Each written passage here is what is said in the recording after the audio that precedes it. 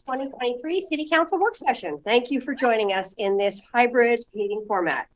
For work sessions like this one, where there is no opportunity for public comment, those who can access the meeting can do so by watching the live stream available on our website, the broadcast on Comcast Channel 21, or by calling into one of the phone numbers listed for this meeting on the public webcast and meeting materials web page.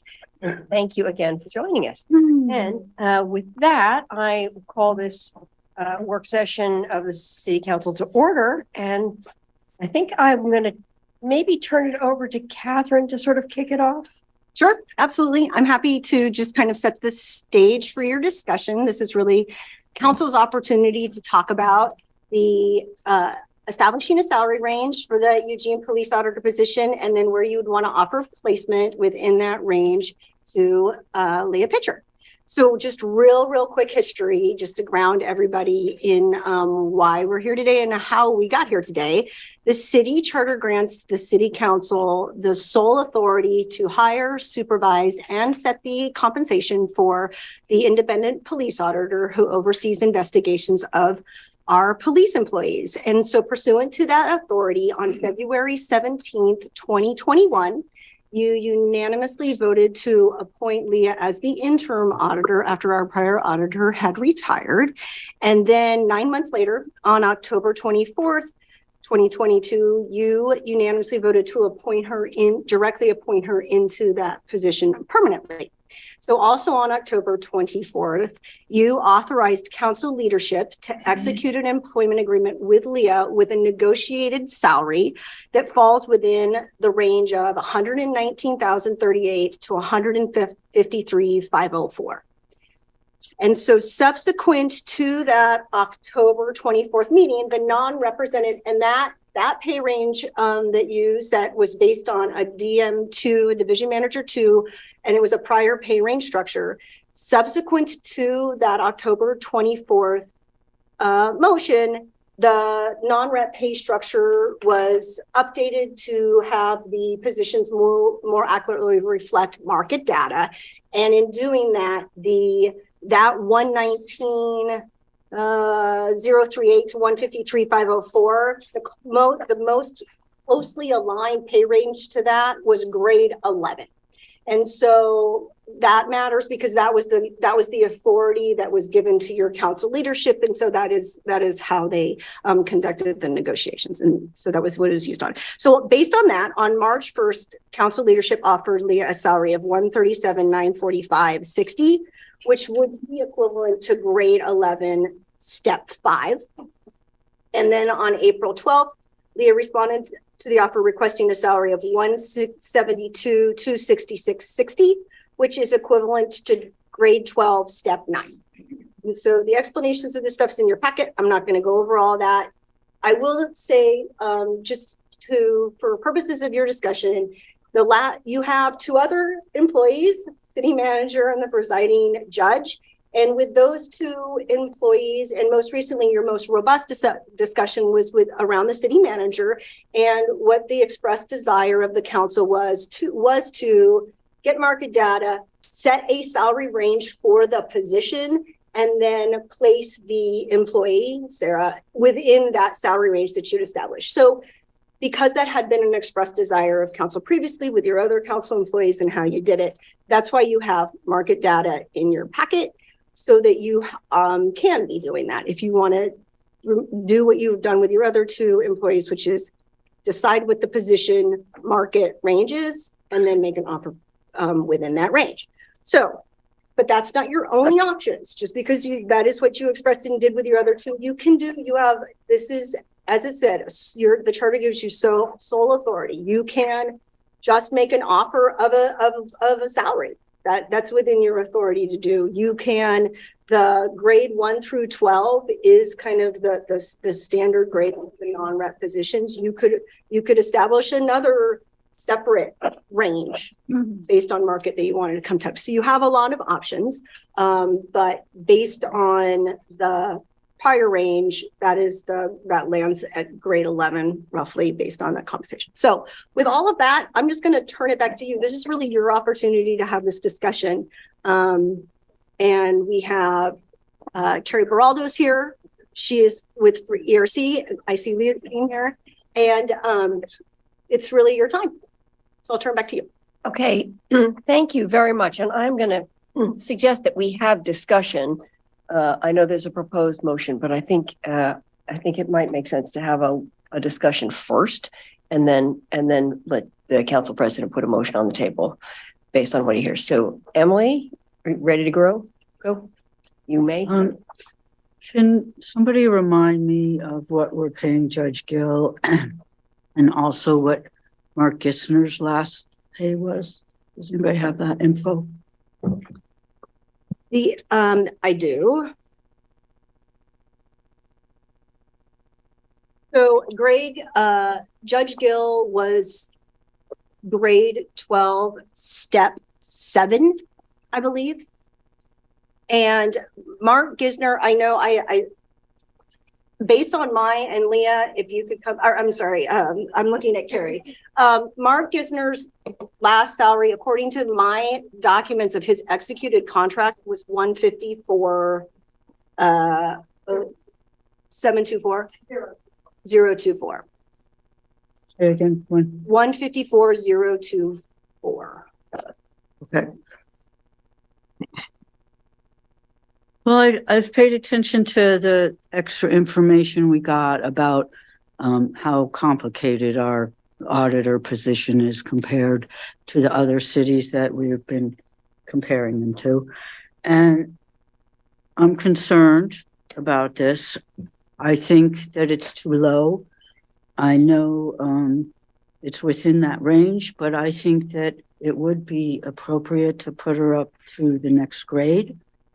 It's step 9's really at the top, and I don't know that I think I'm quite ready to go that far, but she's been doing this job for 3 years. It's been excellent performance. I've never heard one comment negative. I would at this point be really hesitant to go search for somebody else.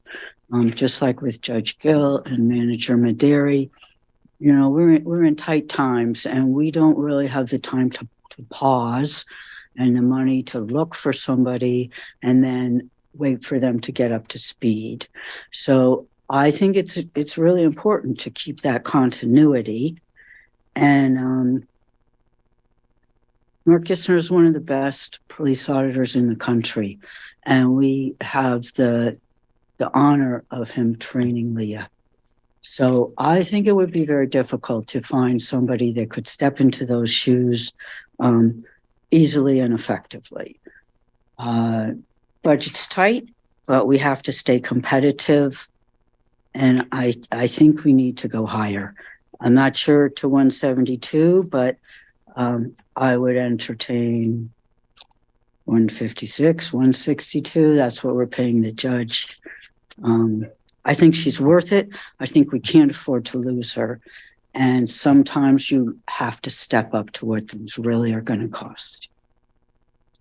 Okay, thank you. Other counselors? Lindsay.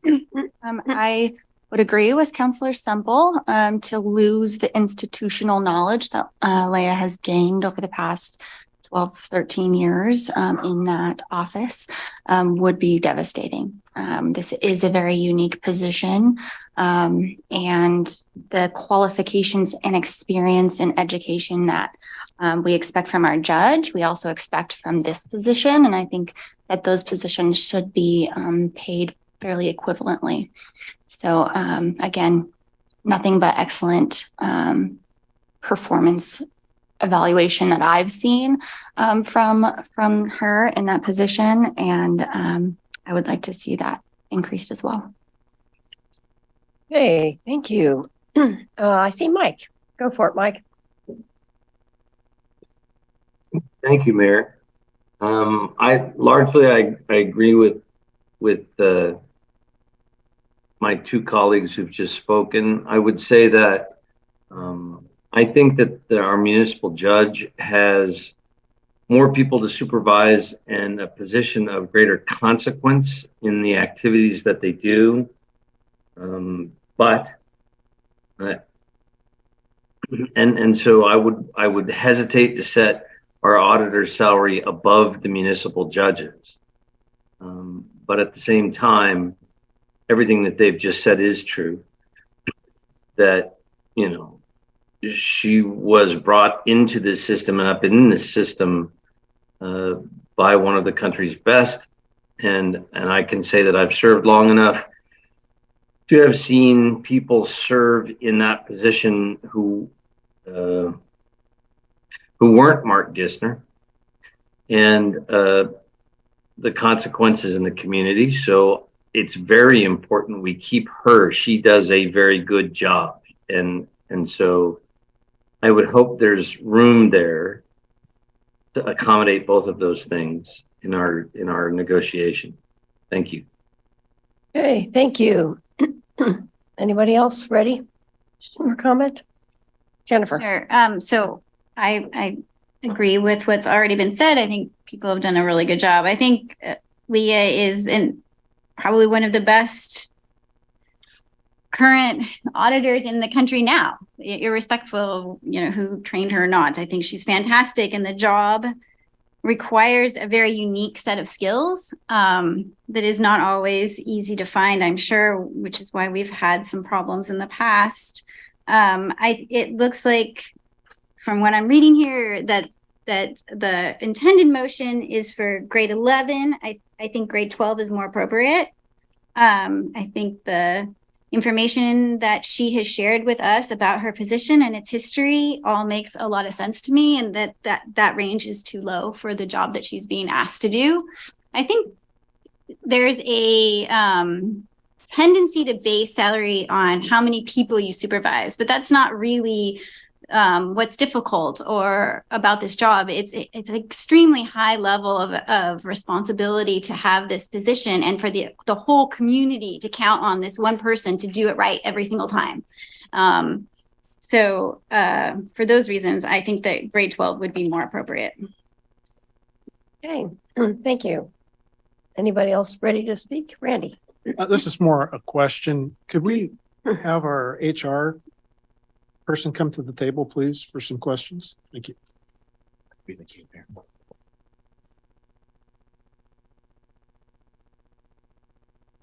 Hi. Thank you. First question, could you help provide some context around grade 12 versus grade 11? And specifically, since the presiding municipal court judge position has come up and there's been close comparison, could you speak to level of supervision, scope and magnitude of the work, and consequence of error from the judge position versus the auditor? Sure. To start with, and I will answer the question, grade 11 and 12 were established primarily for looking at market. So those were established looking at individual positions that were in grade 11 and then gathering market data. So there was less looking at the level of complexity or supervision or budget in terms of deciding whether or not those would go into grade 11 or 12. So I just want to make sure and explain that piece. In terms of Judge Gill's position being established at grade 12, that was also based, there was market that was done on that as well, in terms of looking at what other municipal court judge positions pay, and then finding a range that was close to what market looked at that aligned with our non-rep salary schedules. And then as far as I know, it was provided late this afternoon in terms of the information I was able to gather just quickly in response to Councilor Zelenka's request was around the budgetary oversight. And I just grabbed a sampling. I can provide the rest of those, a budgetary oversight, and then the number of FTE that are under those individuals. Does that answer some? Yeah, I'm still trying to understand the complexity between the two positions, because I'm hearing some talk about placing these at the same level of compensation. And possibly you could also throw in police captain, what a police captain makes, and level of supervision, scope of work, consequences of error. I know for sure when we've looked at positions such as the municipal court judge, one of the things with that is, I would say, to be blunt, the true consequence of error is you could make a mistake in which somebody's liberty is given up, right? And so that is a little bit higher level of consequence than what you would find in the police auditor's role. And then let me just get to. I have You got it. captain, Okay. yeah. So the police, most of the higher level police and salary ranges, they're only 5 steps. That's why, just from a context. The police captain, step 1 is 156,490, and step 5, which is the top of range for the police captain, is 176,841. Okay, and could you speak to consequence of error, rough numbers of people that they supervise? Depending on the captain role. So generally those could be overseeing an entire range of our sworn officers. So that's typically could be upwards of 100. And obviously the consequence of error there in terms of adhering to all of the laws and liberties and those protections is a higher consequence of error than I would say for the police auditor's position. Okay, thank you. I think that's all I have at this point. I just want to hear what the rest of my colleagues have to say. Thank you. Okay. Alan. Excuse my my voice, allerging out with trees. So thanks for all the information. Thank Leah for her comments. I think when we were working with Mark Gissner, it was very difficult to get comps because there weren't any, especially when he started. And he was really a one-off, and we continued his salary range in that fashion. And Mark tended to be a unicorn in that he was the best auditor in the country, national reputation, had years of experience. So, and that reflected in his salary. We've since kind of shifted and counseled to this grade to salary ranges, which is grade and steps. And it is difficult to do this on this position because it is kind of unique, but there are some comparables. But the way I think of setting salary and ranges is like pay for like work. And it's not whether or not you like the person or whether or not they're doing a good job. Everybody in our city is doing a good job, I think. Otherwise, they wouldn't be here because it's a sought after position. So great performance by Leah, but that's reflected in merit increases, not in where you set the range. So usually ranges are set based on FTE that they supervise, budgets that they handle, responsibilities that they have, and things like Randy was talking about. So that's why I asked for the comparables for within the city of Eugene, who's at grade 11 and who's at grade 12. And usually things like whether or not they set their own budget or autonomy or independence, that's not a part of the process, if I understand it correctly. So when we look at that, we have and the police auditor currently has how many FTE and what's their budget? I believe it's 4 FTE, correct? And then the budget is 2 million for the biennium. Is that correct? Roughly around. So a For million. the biennium and compare. Yeah, everyone else is listed as terms of biennium. Oh, right. Everything's biennium now. We always have to cut it in half. So when I look at this, we've got people in grade 11 that have 90 FTE and $44 million, 93, 32 million, 26. And then there's some that are in grade 12. And you said the distinction between grade 12 and 11 was really what market pay was, Correct. not really what their responsibilities were. So in essence, you got this group of managers that are in 11 and 12, and the ones that have higher market pay are in 12 and not in 11. Okay. So when I think of that and how all of this plays out, and where the judge sits, how many people they supervise, what their budget is, what their responsibility is, what happens if they make mistakes, I'm having a hard time putting this police auditor in the same range as that. You're going to need a second round probably. If I could talk that long. Okay, well, you give your voice a break. Okay, Matt, you're up. Thank you, Mayor. I concur with Councilor Zelenka's sentiment, and I really appreciate, Alan, you making the inquiry for compiling the data of other managers in and around grade 11 and 12, the size of their team and their budget. This document here it's not in your AIS, but it was shared with you prior to this meeting. I really appreciate staff getting that work. And Alan, thank you for making that salient point. 3 things. There's a directive that colleagues provided council back in October that put council leadership at $119,000, $153,000. And we landed on kind of right in the middle of step 11 at I'm gonna round up to 138. That's $10,000 a year more than the police auditors receiving right now. So it's a $10,000 a year increase.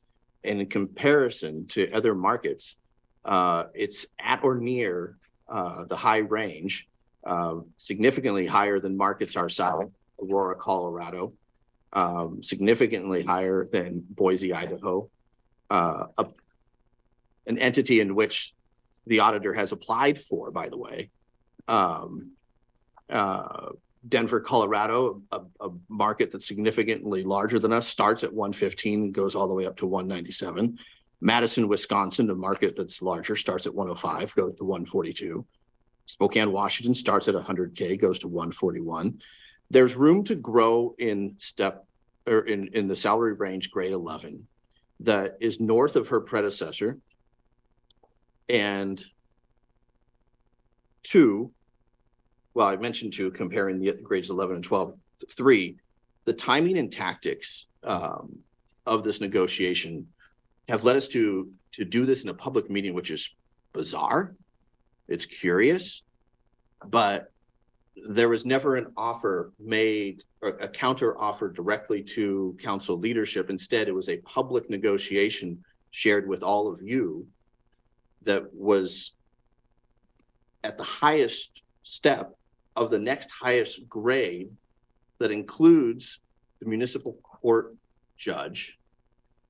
It includes folks with 90, 53, 31 persons under their watch, budgets of 13 million compared to 2 million, 40 million compared to 2 million, 39 million compared to 2 million. What we've offered colleagues is fair with room to grow.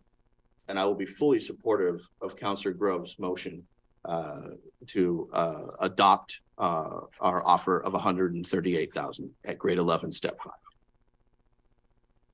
Okay, let's see. Has everyone had a first chance? Who wants a first round? Greg, do you want a first round or you? No. Okay, so I'll have Emily for a second round. Thank you. I'm not sure that we want to mix up the number of people you supervise in the budget. A budget is a budget, whether it's your household budget or the city budget. She's only got 4 people to do all this work, so she's not supervising a big team, but the team has a lot of work per person. It's a broad responsibility, from outreach to the public, the police problems that come, disciplinary, and the Citizens Review Board. This is, and other things I'm probably not knowing, this is a big body of work. So I want to be careful that, you know, we're not doing apples to oranges, trying to make that work out. And the other markets aren't equal. They don't have the same jobs. So are we correct in directly comparing those two? And this is a hot topic. This is one of the biggest topics in our city that people are concerned about. And I think it's important to be able to review the police department so that people know things are being handled correctly, and the Citizens Review Board. And I'll tell you what else I think is that if we offer 137, we're going to lose her. And I don't want to be manipulated, but I'm also willing to look at reality. Do you want to lose her? I think we've got to bring her up to, you know, if you want to cut the difference between 172 and 137, we get to 156, which we could move our range up to step 9, or we could go to grade 11, step 6. I'm not that concerned about what grade in one step because that can always be changed. But I am concerned that we keep a really valued employee at a time when this position is critical. So I would be okay with meeting Judge Gill's salary, but I also think splitting the difference to the 156 figure on either pay grade scale would be a good idea. Thank you. Okay, thank you. Alan, did you have a second round? Yeah. So, yeah, Emily, I think it really is important to compare what people do, like you said, but I don't think the police auditor's job is that much more important or complex than the library director's job or the wastewater treatment plants operator's job, manager's job, or the parks and open space director's job, or the building and permit manager's job, or the planning director's job. Those are all very complicated, very important jobs, and they all have and that's the category that this fits into. And when I looked at the comps, there are some that should go out because they weren't appropriate. They were like internal auditor, performance auditors like Berkeley and Aurora, and then some get kicked out because they're just not in our league, Denver and Fort Worth. But then that leaves Albuquerque at 120, Boise at 127, Boulder at 160, Cincinnati at 162, Madison at 142. All those fit within range 11, not range 12. And so it's hard to see how these comparables fit within range 12. They fit within range 11, just on a pure math basis. I guess I'd ask the two council leadership who negotiated this and figured this out and been working on it longer than we have, why they landed where they did with grade 11 and grade 12. And since you're the chair, you go first and you go second. Sure. Thank you, Councilor Zelinka. I think you're raising some points that we landed on when we were looking at this. And also we received some help from HR through the city attorney on what we should be looking at and where this should go. And it seemed to us at the time that, and correct me if I'm wrong, did we do pay grading on this?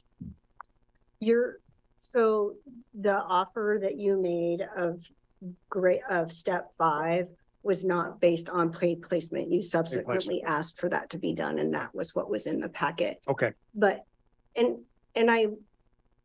if I can interject just a little bit, the authority you gave them would not have allowed them to negotiate it. They couldn't have just decided on their own. They would have needed to come back to you to say, we're going to do grade 12. Yeah, they came with a recommendation. Right. Right. Thank you. And so, Counselor, my vice president here, we got together and we talked about this, and we met with the city attorney, and when we looked at what we had in front of us, this seemed like a logical place to land. It would still provide headroom for a successful applicant to continue to grow into the position. And that's part of the place of the steps, is so you have room to grow as you advance.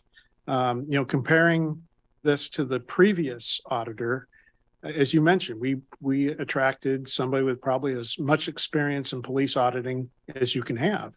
But he grew into that over time, and he didn't start at that top step either. It was something he came into and advanced, correct?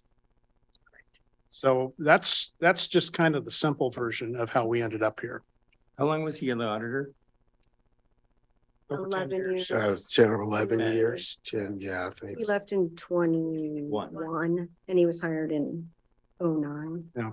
So does that answer your question? I mean, it's Well, It's an important piece that Catherine touched on. The subsequent request for the paid placement put Leah at grade 11 step 4 at 133.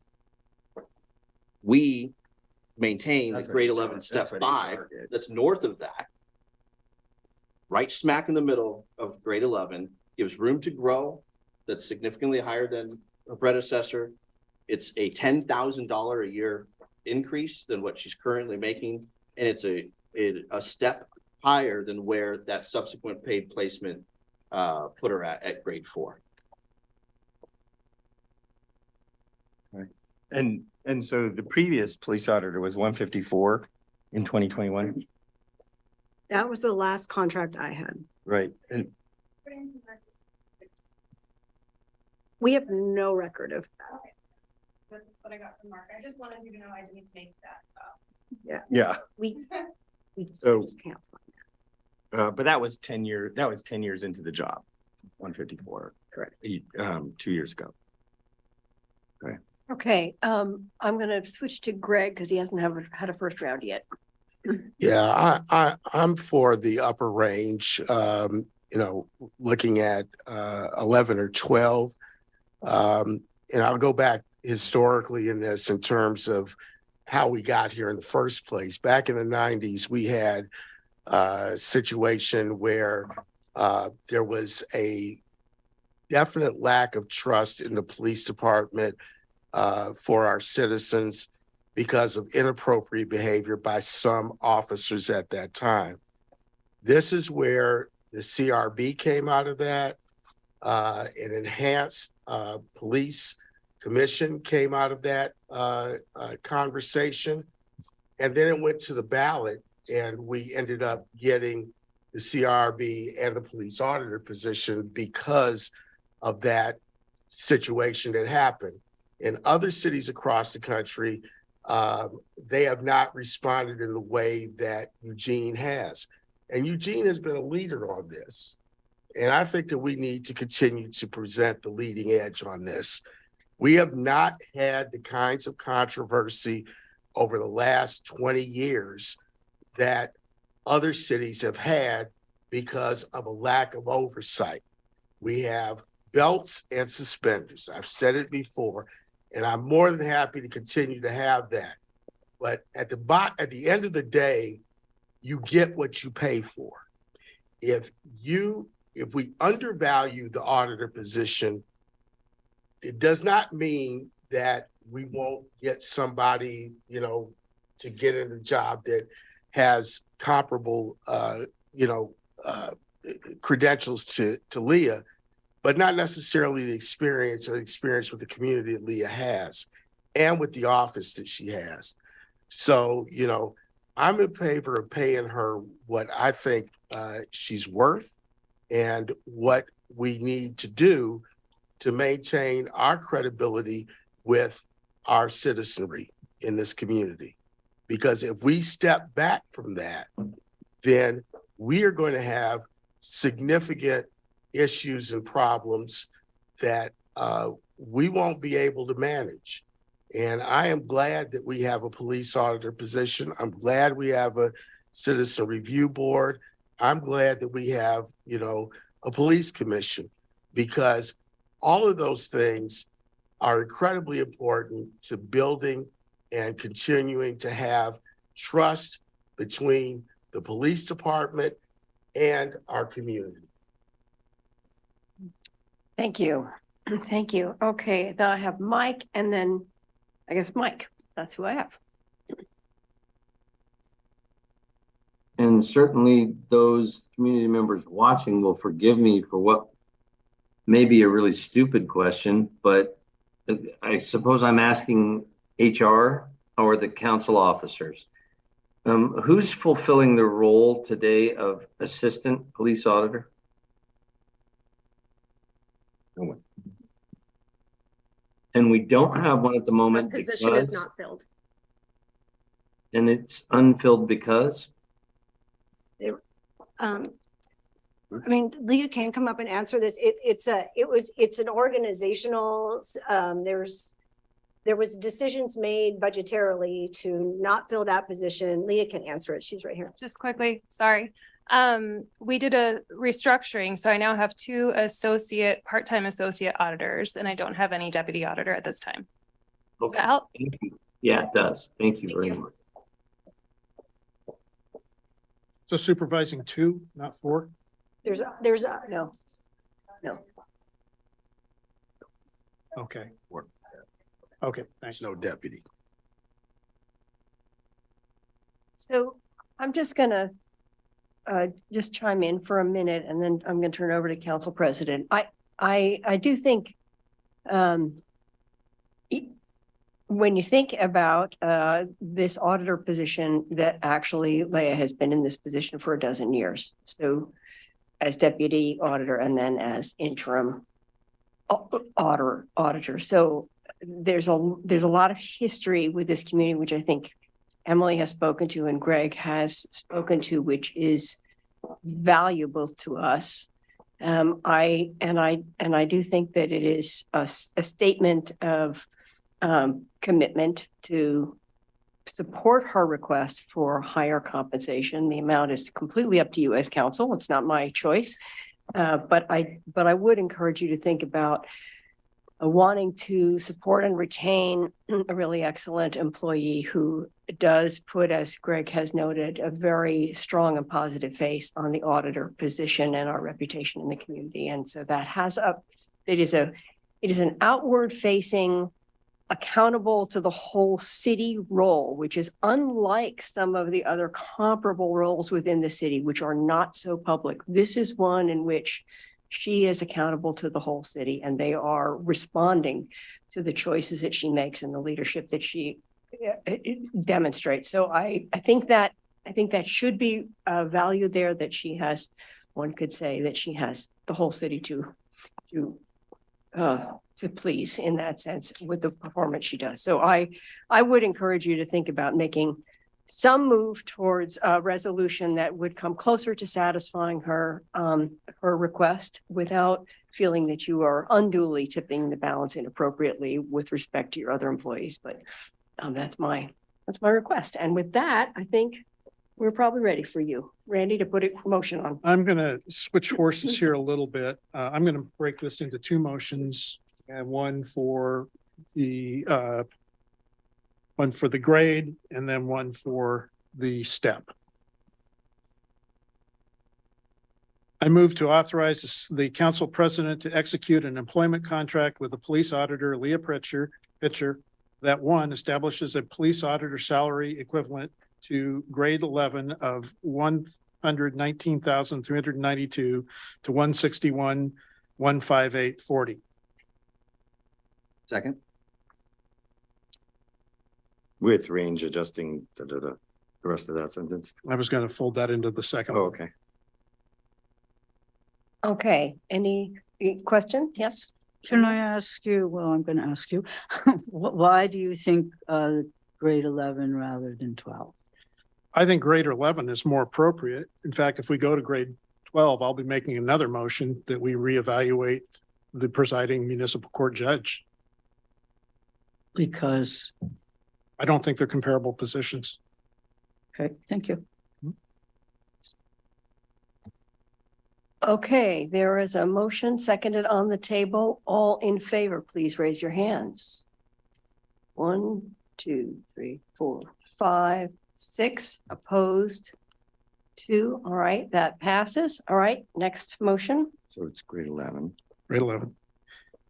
I move to authorize the council president to execute an employment contract with police auditor Leah Pitcher that establishes a police auditor salary equivalent to grade 11, $119,392 to $161,158.40, with a range adjusting consistent with COLA adjustments for non-represented staff.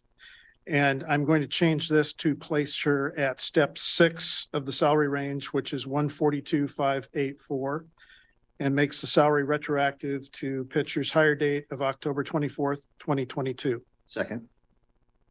Questions or comments? Emily? Ask for a friendly amendment to step 9.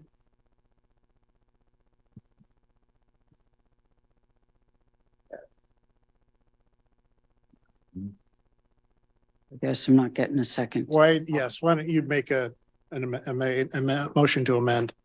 I move to amend the motion to step 9. Second. Okay, discussion? Mike, comment? You're muted. You're muted. Ranges- Sorry, what's that? We couldn't hear you. Sorry. Now we can. All right.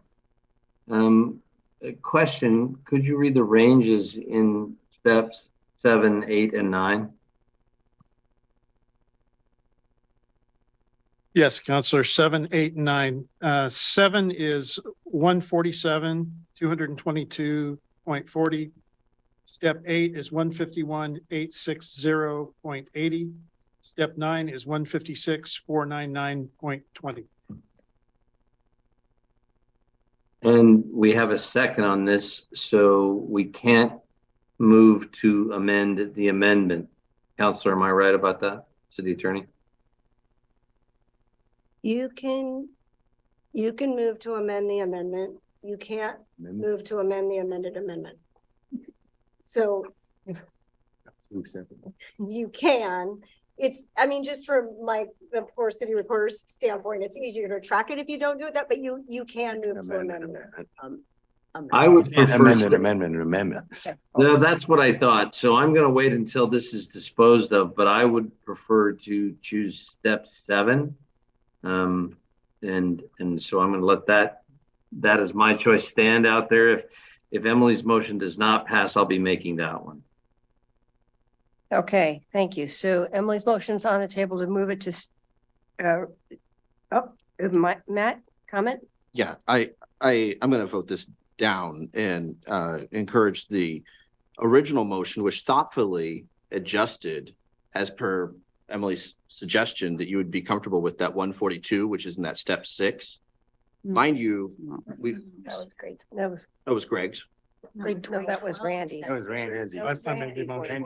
Randy's 142 was grade 11, step 6. Right. Right. Yes. Originally, council had come to you at 137, which was step 5, grade 11. If this passes, this bumps her up from essentially, she's just south of step 3, grade 11 right now. She's at 127, 7 and some, which roughly 128 if you round up. This bumps her from step 3 to step 9, a $28,704 increase in this budget cycle. At this point in history is such a significant leap. I want to give her that room to grow within that step, which is why I supported the original motion. But I urge us to look at step 6 at that 142, which Councilor Groves suggested. It's already 3 steps higher than where she's at right now. Making that leap 6 steps is a pretty radical leap in a pretty bleak budget year, especially. Jennifer. Yeah, I just want to say, I don't think people are work less just because we have a budget problem. I get why there's that draw to say, here's a place we can save some money.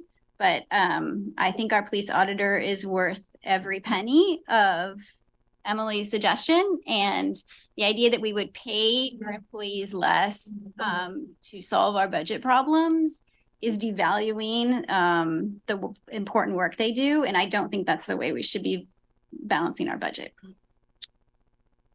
Okay, thank you. So the motion on the table is step 9. Emily, do you want to speak to it? And Greg, do you want to speak to it? Okay. It's not just about raising the steps, the whole flight of stairs, but it's about being competitive. And if we lose Leah, we're going to take a bunch of time to find somebody else. And what salary are we going to need to offer to get the talent we need? I understand we have a budget problem. I understand that she doesn't have a huge budget and a ton of people. But in those situations, the top person has underlings who then manage the underlings under them. So she doesn't have that. She's doing the whole deal. But I want us to be very careful that we do not lose her. And I don't know at what point she, is her turning point of staying or leaving. It's not what she's asked for. Kind of in the middle. I like the middle. So I support my motion. Okay, I have Greg and then Alan. Question for the HR director. What's our OPE with this particular salary range? Other personnel expenses?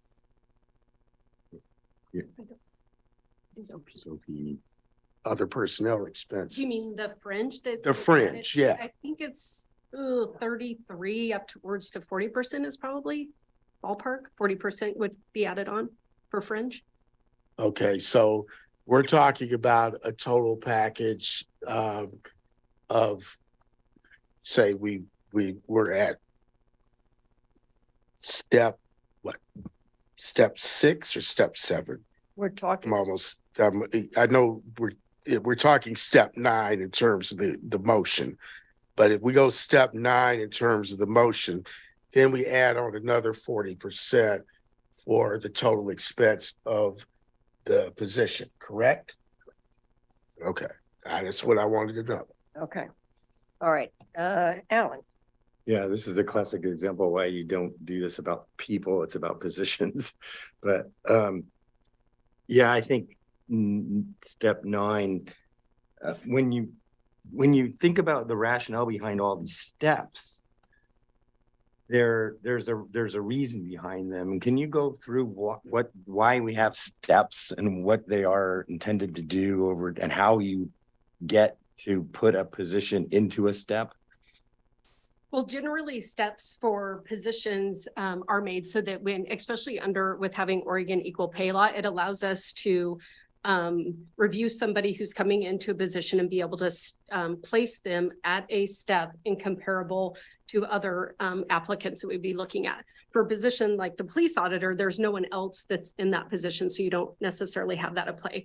But again, it allows you to put somebody at a step, and then generally a merit process is what moves you along those steps, right? So each year you're eligible for a merit, you would move up a step. And so generally that's why you have a step process, right? So you're entry level in your career, you're starting out at the lower steps. And then as you gain experience and you're successful, you move up through the whole range or the grade.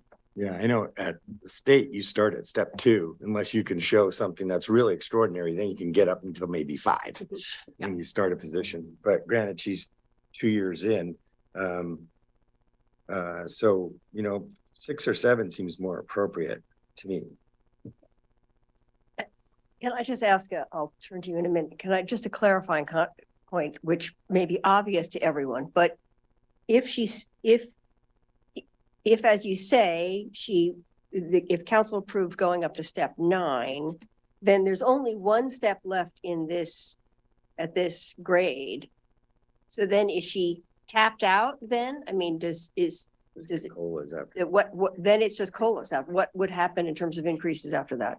Well, I mean, if it was just within the regular non-rep compensation schedule, yes, if we have a non-rep employee that's at step 10, they get COLAs after that. Because you have the council is the sole authority, just like Mark did. He came back and he was stepped out. He came back and negotiated another process that's always on the table for your 3 employees. You've set a range to try to give that certainty and understanding, but it doesn't foreclose other. Okay, thank you. Okay, Randy, you had another comment. Yes, thank you, Mayor. This is different than any negotiation process I've ever seen, and I've been involved with quite a few in my career. I think having the headroom above a range point that's selected is important to be able to progress an employee too, as they become more senior and more seasoned. But at some point, I think it stops becoming realistic to expect to have a merit increase and a COLA every year. I mean, that's why you eventually top out. And that's been my experience. Would you say that's correct, Carrie? That is correct. Yes. And I'm with Matt on this. I really think we are coming in at a reasonable point. I mean, if we're going to just rely on whatever an applicant says they want and then meet them halfway from what we think is reasonable, boy, I'd like to come back to the working side of this organization because, you can basically just set your own salary. I think we used good methodology to arrive where we arrived. I am against balancing a budget on the employees' backs. I always have been. I am a labor supporter, but at the same time, we're asking the community to take some really dramatic reductions in what they are going to receive in the way of services. And we've been seeing the emails coming in. We've been seeing people that are very emotional about some of the reductions that we're already talking about. And I think going above what I think the science is telling us is a fair compensation, level of compensation is doing a disservice to the greater public. Not saying the police auditor position isn't important. It's not saying that we don't value this particular employee, but it's also coming in with a reasonable offer that's based on our heads, not our hearts. Thank you. Okay, I think we're ready for the motion, Emily's motion, bumping it up to step 9. So all in favor, please raise your hands. 1, 2, 3, opposed. 1, 2, 3, 4, 5. So that goes down. So we're back to the original motion, which was step 6. Councilor Clark. Yes, Mike. You're muted again. Muted. Oh, it's actually a slow computer. Can you hear me now? Mhm. I was unmuted, but it just took a while there. Sorry about that. I moved step 7. I'll second that. Okay. Thank you, sir. The reason for my movement to 7 is because I agree there needs to be range above it in steps for growth. Not much though, because frankly, she's getting pretty darn close to, after having done it for so long, as about as good as someone can get. And I want to recognize that in the number. And thus 7 for me comes in closer to value, all other things considered, and still leaves room for growth. I think it's fair to take into account that there are other opportunities in the world that Leah might look towards. I think it's also fair to say we recognize that and are willing to adjust so that we all see a just resolution to this. So I hope my colleagues will support step 7. Greg. Yeah, I did some napkin table math and about this. If we go to step 7, then we're looking at a total compensation package with other personnel expenses pushing 206. So cash would be 147. And then you're talking about insurance, retirement, et cetera, pushes us up to 206 in total cost. If we take 40% as the OPE number. Would that be correct, HR director? Or You might be beating me to it. Yes. that would be correct. So we're talking a total package of $206,000 salary plus benefits. Mike, your hand is still up. Did you have another comment? Yes, Mayor, I do. Thank you. Another reason why I like step 7 is because it's just below where Mark left and where our municipal judge is, and as high as we can go just to that point. And I think that recognizes the appropriate values for me, while still trying to recognize Leah has real market value in other markets, and I don't want to lose her. And I want to recognize the value of her work and what we pay her, but at the same time, I want to be fair to the other city employees whom we also value. So, thank you. Okay, thank you for that. Are we ready for a vote on this? And what step is the judge at? He's 7? grade 12, step 7. 7 as well. So he's at 162. So that's step 7 as well. How long has he been in the Yeah. position? Years? I don't remember. 4 years? About three or 4 years. Yeah. 2019 is what they're saying. Oh. So he's When been Judge getting Allen increases. retired. Yeah, Matt. When we hired Judge Gill, where was he at? 153, I think. I think he was hired at 153. Okay, so in between that 5 and 6 step on grade 12. I believe so. Yeah, they changed. Okay, Mayor, if I could interject, Sure. 6 months ago, council gave council leadership parameters of 119 to 153. We were more than in the middle, finding a fair compensation package that was significantly higher than the auditor's existing salary by around $10,000 a year. This is a $20,000 a year bump if passed at step 7. And I have a question, since we're backfilling it to October 2022. Is that paid out in one lump sum? Is it paid out over months? Yeah. And if the applicant, or excuse me, the auditor who's applied to another auditor position in Boise, Idaho's public record at 114, if the auditor takes that position, are we left holding the bag for what we do tonight? Is the difference paid out right away? Is it spread out? What's the plan for making that compensation whole? After the contract signed. Yeah, it's paid out in one lump sum. It would be after the contract's executed. So your actions tonight is authorizing the execution of a contract. She could choose not to agree to the contract. Right. My observation here is that the message sent to the rest of the municipality is, from my opinion, not a good one. I'm going to park that for a second. When this body empowered council leadership to negotiate with the parameters of 119 to 153, we did so. And now it feels as if we're negotiating against each other, which is curious. And I wonder what message we're sending to the entire municipality in a bleak budget year. Is Leah an acceptable auditor? Yes. And is a $20,000 increase the right thing to do at this juncture?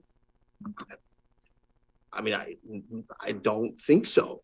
I appreciate the conversation. I welcome the motion that adjusted from step 5 to step 6 at 142, but I'm cautious about the signals that it sends, and I'm cautious about bargaining against or negotiating against ourselves when this body established clear guidelines at 119 to 153. Very clear. That's what we executed as council leadership. Adjusting north of that is or close to that 153 top mark that you gave us, just feels as if we're going in circles negotiating against ourselves. Okay, I have Alan and Jennifer in the queue. Yeah, when I've negotiated similar things and I was worried about someone leaving and didn't want to give them like an incentive to leave by giving them a bonus and then they leave. One of the things that we've done that I've seen done in the past is that you make the payout of the retroactive amount contingent on a period of time. So after 6 months, you can get that payment is made. And so that then you avoid that circumstance where you give the person a whole big check and then they leave. All right, Jennifer.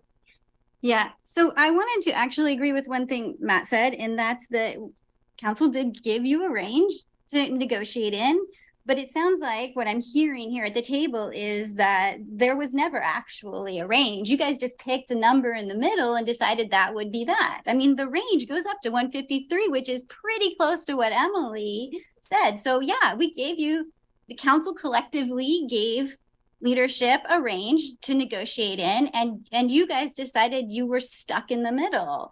And that's a decision that you guys can make. That's your role. But there was room to negotiate up to a number that at least some of us are a little more comfortable with. So I just want to make sure we're clear. It's not like you were stuck in the 130, 140 range, right? You had room to make those choices. Personally, I think the numbers that we're currently talking about are not sufficient for the job that we're asking this person to do. You know, I'll probably vote no on the step, even though it's a little better than where we started. I still just don't think it's sufficient for what we're asking.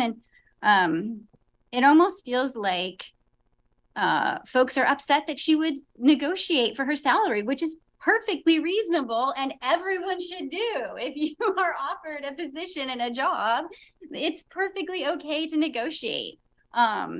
Oftentimes women are told not to, that's not appropriate, but it is 100% appropriate. What we decide to do with that is our decision collectively as a council. But it's certainly not inappropriate. It's certainly not inappropriate for her to do that. And I just want to make sure we're not making it seem like that to the public. Oh, Randy, yes. Just to be clear, there really was not a back and forth negotiation. We made the offer, and then 6 weeks later, at 2 a.m, prior to the email that went to this body, Matt and I received an email basically saying what she wanted. And then you got up the next morning and got the same email. So that was really how this worked. And you didn't just pick a number. No, we didn't just pick a number. Okay, I want to control this a little bit. So there's a lot of strong feeling about where we land on this, but it is a range and you have the latitude to choose within that range. And like there's tension about how high to go, and that is appropriate. And I think it's very appropriate for your employee to prospective employee to try to negotiate the salary that she feels is appropriate. So I'll turn it to Mike, and then I think we have a vote on this motion. Mayor, a point of view. Yeah. Counselor Oh, and Councilor, sorry. Okay, so I got Mike and then Lindsay, and you have a point of order for me. Thank you, Mayor. I appreciate it very much. I want to say, first of all, my gratitude to the council officers who did a good job and did exactly what the council asked. My motion for step 7 falls within the boundary of what council sent you out to do. It's a different number than you landed on, but that's the process of a negotiation. I think it would have been more appropriate for that to take place between council officers directly with Leah. But here's where we are. And I think the best way forward is for us to recognize we're still within the initial range, but we're a lot closer to what she needs and thinks the value is. And I think that's the purpose of a negotiation. And Jennifer's right. It's perfectly okay for someone to negotiate their salary. I also wanted to say, I don't think my microphone was working properly, but if Alan's suggestion of delaying the October to present catch-up payment was it was accepted if it's accepted by the second. I can make that friendly, yeah. All right. If the second approves as well, then we can make that part of this motion as well. I do. Okay, that's approved. Was it delaying it a certain amount of time? Did you 6 months? The idea was that the retroactive payment back to October 1st from today, that additional amount wouldn't be paid until 6 months if she's still here. Okay, Lindsay. I just want to say that the cost of losing Leah would be a lot more than the $9,000 discrepancy that we're talking about right now that we just struck down from step 9 to step 7. All of the history that she has within her, and historically we have undervalued women's labor and time and experience. So I'm disappointed that that was struck down, and I absolutely do not agree with waiting 6 months to retroactively pay Leah, whatever we decide. So thank you. Okay, we are ready for a vote on the motion to move to step 7 with this delay in the retroactive payment. So all in favor, please raise your hands. 1, 2, 3. 3 opposed. 1, 2, 3, 4, 5. Okay, so we're, I suppose, needing another motion to move forward. Well, we have, those were two motions to Oh, amend, so you have a motion on the we- table. That is the original We motion saw the original on the table, right? of step 6. Right. Okay, right. Okay, My point of order. yes. Can the original motion fold in Alan's friendly to this motion as well? Not unless it's made. Right now, it doesn't have that. It is, that friendly was made to the amendment. Because I would welcome it. If you're gonna make it. My guess is that's part of the reason the last motion failed. Yeah. For some. Okay, so, I'll make a friendly amendment to make the retroactive payment payable after 6 months of employment from today. As a Yeah, let's see what happens. was that was a, Yes. Yes. it was accepted, okay. Okay, all in favor of the motion for step 6 with the delayed motion, delayed payment, please raise your hands. 1, 2, 3, opposed. 1, 2, 3, 4, 5. So, now we need another motion on the table. Greg, I moved step 8. okay, second? There's a second for that? I'll second that. Okay. All right. Matt, Um. I wasn't going to do this because I wasn't in the affirmative for step 7, but can I substitute step 7 for step 8? we just voted on step. I'm aware. Yes, you can. Vote on Yeah, with the, seven with with the, with the. six- Right. Oh. But I- Got it. Right. And I would likely change my vote if we were at step 7, not for step 8.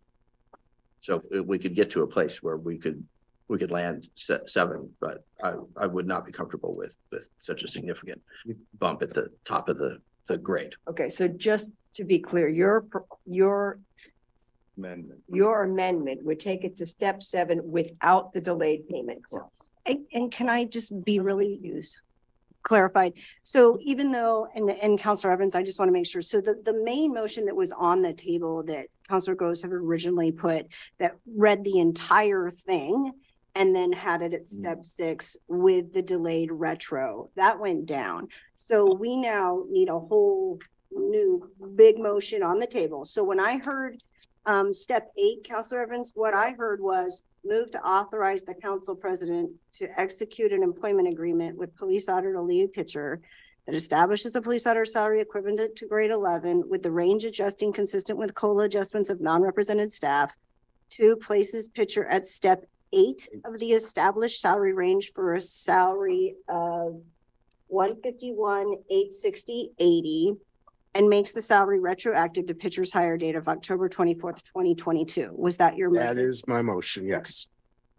Okay, And now it can be moved to be amended if you so desire. Or a substitute or to amend. Either, it would function as the same. You can move to So I amend. would move to amend to step 7, a salary range of salary of $147,222.40. Second. okay. All in favor of the motion to amend, please raise your hands. 1, 2, 3, 4. Opposed? 1, 2, 3, 4, and I oppose it. Okay, so we're back to Greg's original motion. All in favor? Oh, Emily? I move to amend that we don't make it 6 months. It's not made Not that in way. there. It's not in there. It's not in it? Okay, I thought Not in there. it was. Thank you. So this is straight 8-month, step 8. Step 8. Straight Straight, step eight. step 8. All in favor, please raise your hands. 1, 2, 3, 4. Opposed? 1, 2, 3, 4, and I support it. Okay. Well, Thank you all. That was very hard conversation, and I appreciate your respect for each other and respect for the process and the thoughtful conversation. So thank you very much. We have 20 minutes. And I don't think that's going to be long enough for climate friendly and equitable communities. It's Gathered out there. Do we want to check with You- manager? I'm waiting for someone to. Harry, will you just see if the 20 minutes they want to say anything? Yeah. Sarah's coming. They could probably get through the slides.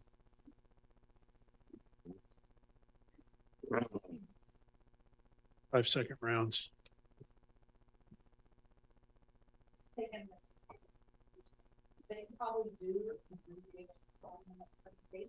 Okay.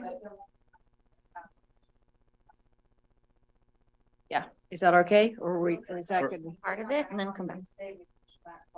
Okay, Or they could do a full presentation. We could do questions on Wednesday. That'd be cool.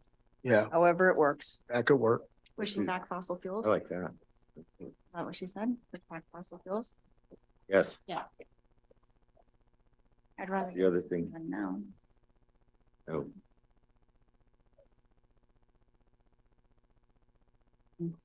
it's all one big giant meeting. I know, I know. It just has breaks. Oh, and there's a slew of them, so.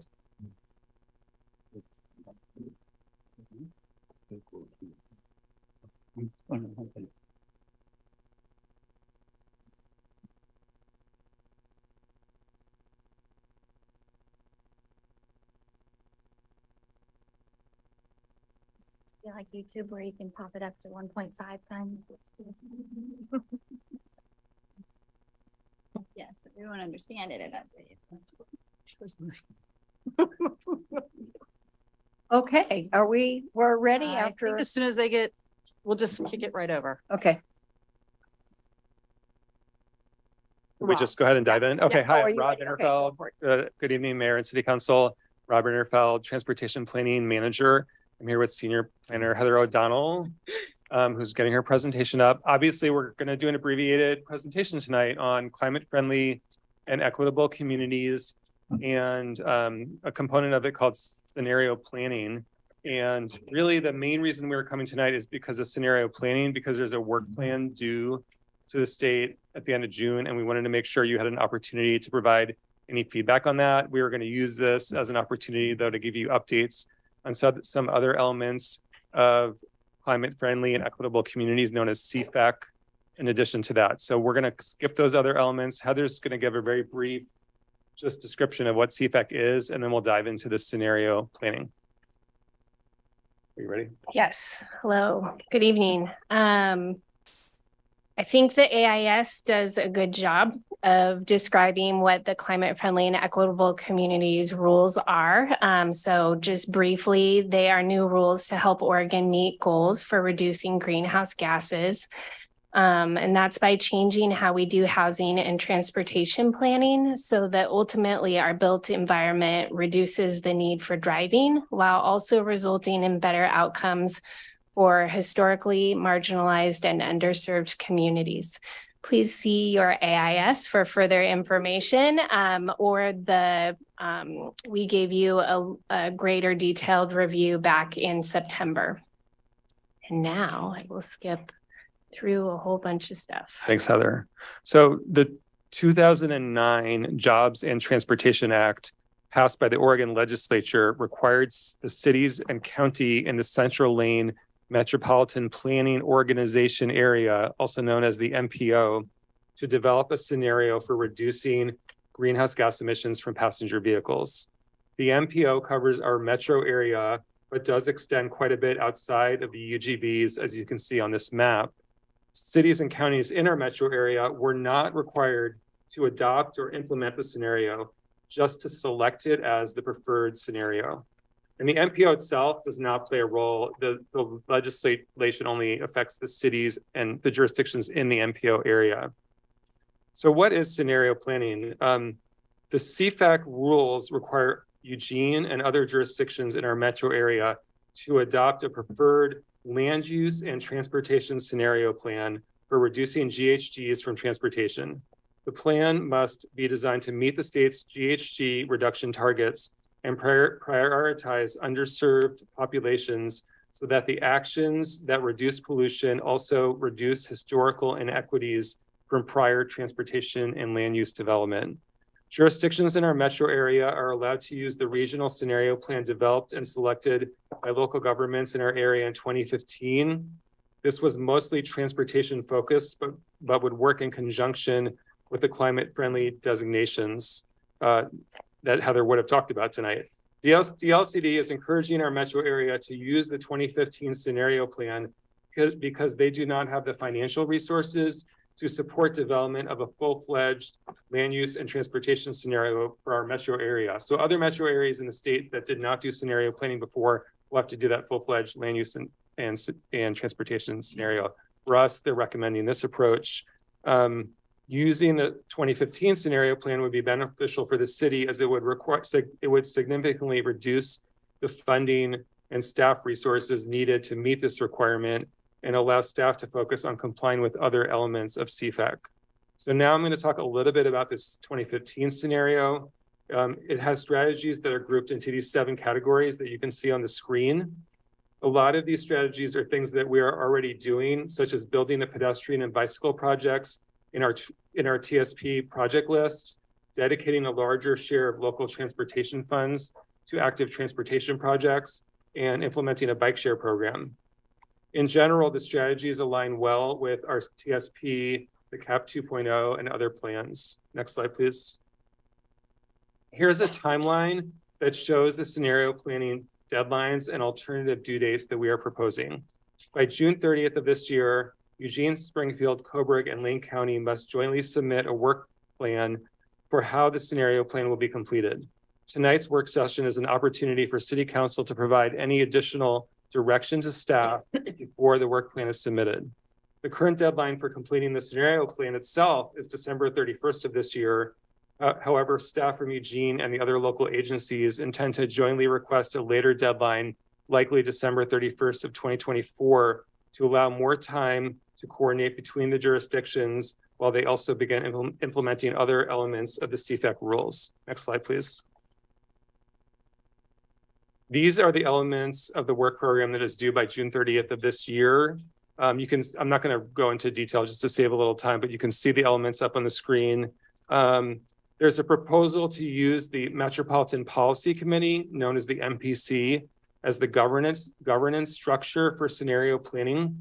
At its meeting last Thursday, the MPC voted to support this approach and directed LCOG staff to bring an MPC bylaw update for their approval that will enable the city of Coburg to participate in this process because they were not included in the original bylaws. Next slide, please. This slide covers the major products of the scenario planning work. The plan itself must include revised policies and strategies intending to achieve the GHG reduction target, performance measures and methodologies that cities and county will use to report on implementation of the preferred scenario, and targets and a reporting schedule for the performance measures. We will not be required to adopt the scenario plan at this point, but just to let the state know that this is our selected scenario, including policies, strategies, and performance measures. The performance measures and other elements of the scenario will be officially adopted when we adopt a major update to our TSP. And the performance measures will also set a baseline that will be helpful in meeting our CAP 2.0 goals. Next slide, please. Now I'm going to talk briefly about the next major update to our transportation system plan. ODOT will provide funding for consulting for support for our major TSP update, which is also required by the CFAC rules.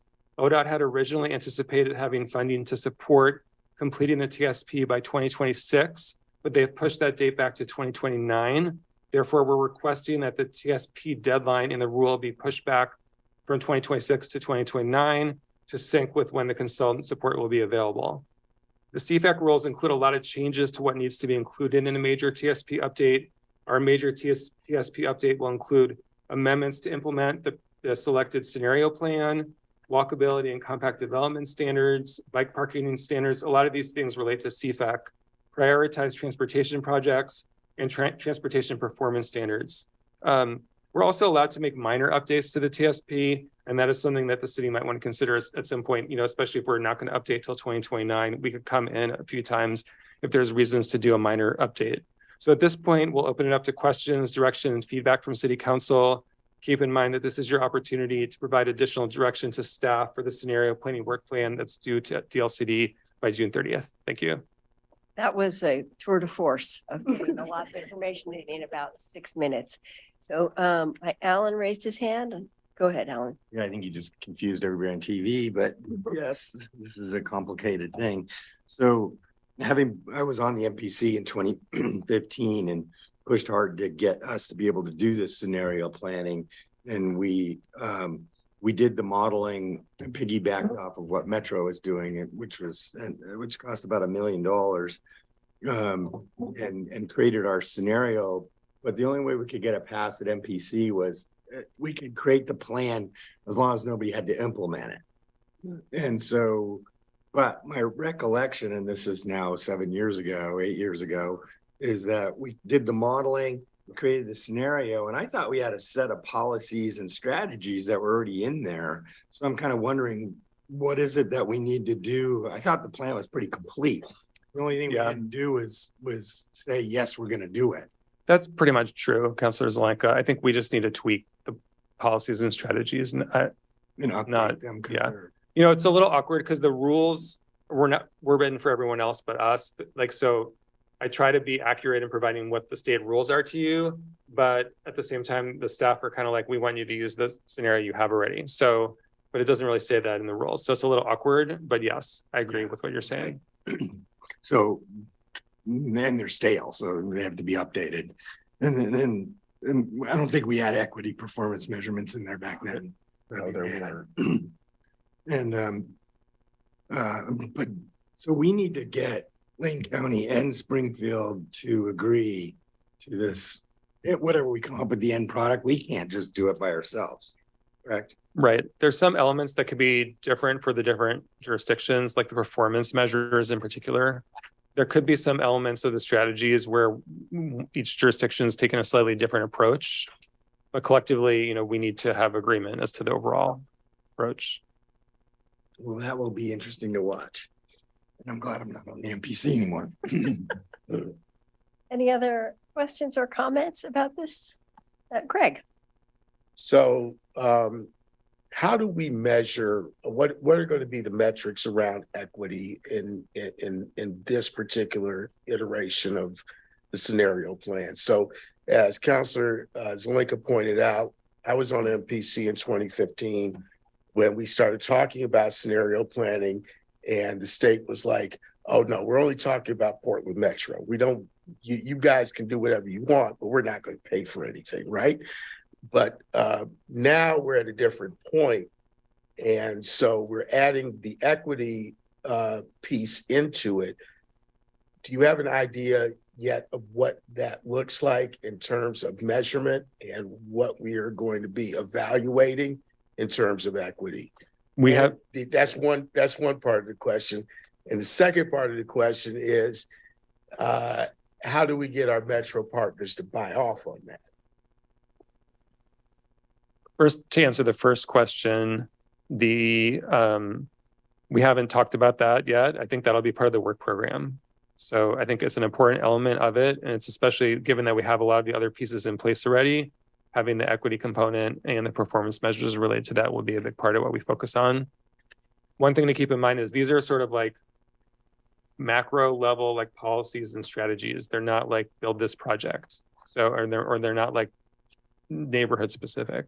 But it gives a framing. For example, if we're talking about inequalities around age and access, for example, how does this either positively or negatively affect seniors' access? Just as an example. Good point. I think that we have a good collaborative relationship at the staff level among the different agencies. And I think it's a really good sign that the Springfield City Council provided direction to their staff to work through the MPC. And Okay. so I'm optimistic. And the county too? You know, the county's role in this is really for the areas outside of the urban growth boundaries. So it's Okay. not like for a huge population The area. Metro area, no. Okay. Okay, Matt? Hey, Rob, I have two questions that come from our AIS. One is around parking reform and the other is in the upcoming CFEC implementation projects. I'll start with that one. That's the easy one. Update and adopt bicycle parking standards. Does that have a level of security to it as well, considering there's such a spike in bicycle thefts in the Pacific Northwest? So that's required as part of CFAC. It's required to be done when you adopt your TSP. Pending like staff availability, it could potentially be done sooner. We do have bicycle parking requirements already in Eugene that are relatively robust, but so that's, developers are already required to provide bicycle parking in Eugene. So this would be updating that. So would we see bikes in cages behind lock and key, or is it simply builders are encouraged to put bike racks? I'm not super familiar with our bike parking standards requirements right now, but I think generally speaking, developers are required to provide bike parking behind lock and key for residents of their developments, and then short-term bike parking for visitors, that would be bike racks. That's generally how it's done. Okay, I'm interested in that topic, but I want to move to parking reform and electric vehicle charging capacity. It's indicated in our AIS that consistent with state law as of January 2023, the city is applying reduced or removed off-street parking requirements for some uses and within 1/2 mile of frequent transit corridors. It's my understanding that this council adopted incentives for within 1/2 mile of a MX. It was not a 1/2 mile of frequent transit corridors. Could you explain that piece? Moreover, if the city is applying for reduced or removing off-street parking restrictions, that will mean in layperson's terms, there'll be more cars on the street and less in driveways where there are less potential for hookups for EVs. Is that an accurate assessment? I'm going to try to address this, and I apologize that we weren't able to get into more detail on this. I do know that the parking team, which neither of us are leading, will be coming back to you with more detail, and we can respond in detail what the 3 components are that we are speaking to. So the December 30th, 2022 no minimum parking requirement near transit is frequent transportation corridors. And so those are corridors that are served by frequent transit. So it's like 4 times every hour, I believe. And we can get you that precise information. That's separate. And that was a requirement from the state. We had to implement that. That wasn't a decision that council got to make. That was a requirement that was in the CFEC rules. Even though it supersedes the action this council took when we were implementing HB 2001, is that right? So that was specific to middle housing, right? Middle housing types. This is for all development, all new development. Yep. And so it supersedes any previous action that council did. The EV requirements are something that's actually was already required in the building code. That was legislation that went into effect last June for 20% of new commercial developments, parking spaces for 20% of parking spaces for new commercial development and multifamily development had to provide conduit, not charging for EV. And then the latest with CFAC is that by March 31st of this year, that went up to 40% for just multifamily development. So again, something that was in the rules that we were required to implement and didn't have a local option, although we are going to wrap that requirement into the parking code amendment so that developers are aware of it upfront instead of just relying on the statute or the rules. Thank you. Even though it's direction from the state, I look forward to that work session and that conversation and how we can maneuver or legally align ourselves better with the direction this council has already expressed. Even though it came from the middle housing implementation, I think the will of this body has been made really clear when it comes to proximity to an MX line rather than the more broadly defined frequent transit. Okay, Mike. I don't think it's a stretch really to say I'm not a huge fan of CFAC in general terms. One of the biggest reasons is because I believe that the economic consequences of CFAC will have a significant impact on what happens in our city and the people of our city. Some that I think will be extremely negative. So I guess I don't want to be a bad partner, but I'm speaking, I suppose, to the future MPC reps at the table from the city of Eugene when I say, please, please, in working well with our partners in the county, try to refrain from letting Eugene absorb the differential that our partners aren't willing to implement, as Alan referred to earlier.